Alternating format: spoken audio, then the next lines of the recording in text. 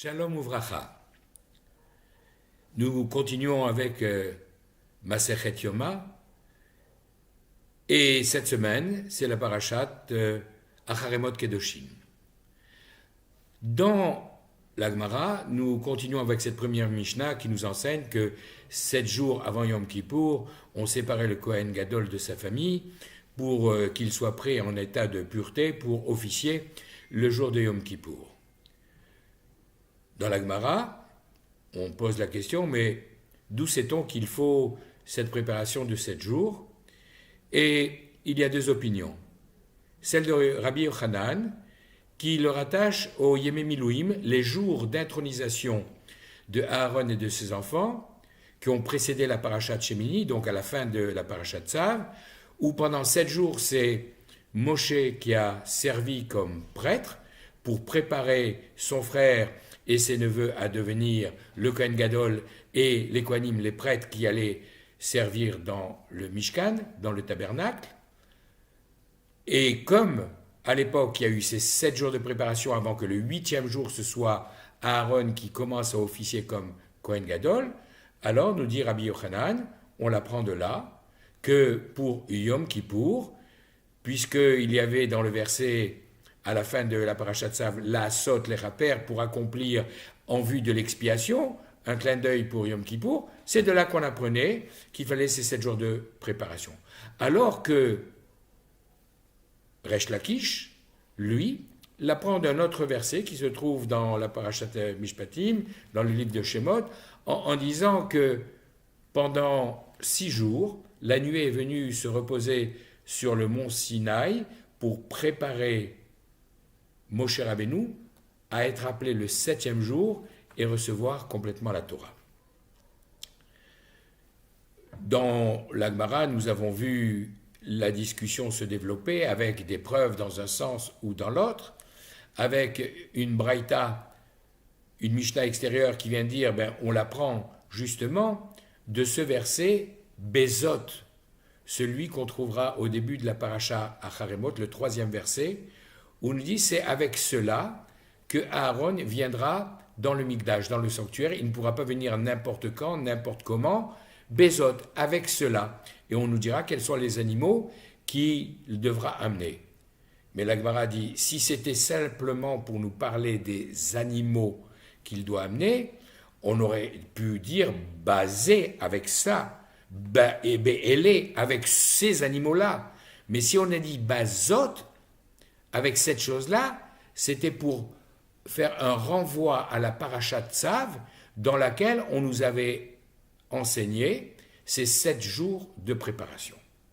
Donc, le lien entre la parashat de la semaine et la Masechet Yoma est tellement évident qu'on va maintenant essayer de réfléchir à ce mot Bezot sur lequel Rabbi Yochanan a attiré notre attention.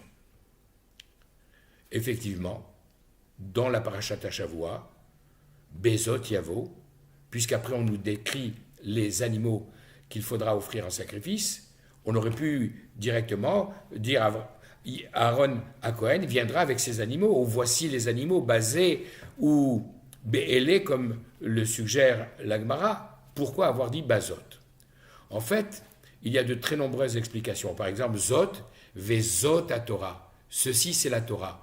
Donc, il devra être imprégné de Torah, et c'est peut-être également un complément à cette préparation, puisque, entre autres, la dernière nuit, la nuit qui précède Yom Kippour, on ne le laissera pas dormir de peur qu'il ne devienne impur, on lui racontera un certain nombre de textes, on lui enseignera, on lui récitera des textes de Torah pour justement l'imprégner. Bezot, avec cette Torah. Mais il y a une autre explication que je voudrais partager avec vous. J'ai entendu de Nathan Ohayon il y a de nombreuses années, et il avait rapporté cette explication de la yeshiva de Getzed où il avait étudié. Son rav lui avait dit la chose suivante. Zot. Qu'est-ce que c'est que Zot? Cela, d'accord, mais ça s'écrit Zaïn, Aleph, Tav. 7 plus 1 plus 400, 408. Et 408, c'est 3 fois 136. Lorsque la Torah nous dira ce Shabbat, c'est avec cela que Aaron doit venir, en nous décrivant tout le rituel de cette journée de Yom Kippour, la Torah nous dit Bezot, avec ses 3 fois 136. C'est quoi 3 fois 136? Utshuva, Utfila, Utzdaka, Ma'avirim et Troa Agzera. Juste avant le Moussaf de Yom Kippour, dans de nombreuses communautés, on dit cette phrase. C'est la Tshuva, le repentir, la Tfila, la prière, Utzdaka, la charité, qui peuvent déchirer, transformer, annuler le mauvais décret qui aura pu être éventuellement pris contre l'un des participants à cette prière. Et ces 3 mots sont reliés à 3 mots qu'on trouve souvent écrits sous le psaume 67, la Mnatseach, écrit sous forme de menorah. On voit écrit 3 mots, Tzom, Kol, Mammon. Tzom, le jeûne, Tzadik Vav Mem, 90 plus 6 plus 40, 136. Kol, la voix, la Tfila, Kouf, 100, Vav, 6, Lamed, 30, 136. Et Mammon, Mem, Vav, Nun, 40 plus 6 plus 50 égale à nouveau 136. Voilà les 3 fois 136 avec lesquels Aaron HaKohen et donc chaque juif qui se présente devant Akadosh Baruch Hu le jour de Yom Kippour doit venir. Avec le repentir, avec la prière, avec la tzedaka, les bonnes actions. Alors, certains disent, bon, moi, je me contente de donner beaucoup d'argent, je n'ai pas besoin de jeûner, je n'ai pas besoin de prier, ou même si je jeûne un peu, je n'ai pas besoin d'aller à la synagogue, ou chacun se rattachera à ce qu'il ressent plus particulièrement. Bezot, avec les 3, avec l'ensemble de ces 3 choses, il faut venir. Et c'est ce que nous dit le roi David dans ce psaume que nous récitons chaque vendredi soir et samedi matin, Mizmor Shel Yom HaShabbat. Dans ce psaume Tzadik Bet 92, au verset 7, nous disons Ishba'ar Loyeda. L'homme insensé ne le sait pas. Ursil et le fou, Loyavin Etzot, il ne comprend pas cela. Que veut dire ce verset? Ishba'ar, l'homme insensé, Ba'ar, ça s'écrit Bet Aïn Resh. 2 plus 70 plus 200, 272, 2 fois 136. Quelqu'un qui dirait, oui, ben moi je fais de la tzedaka et puis je jeûne mais je n'ai pas besoin de prier. Ou je jeûne et je prie mais je ne donne pas de la tzedaka. Ce que vous voulez, 2 d'entre eux, mais pas le 3e. On lui dit, tu es un homme insensé, tu n'as pas compris qu'il fallait les 3.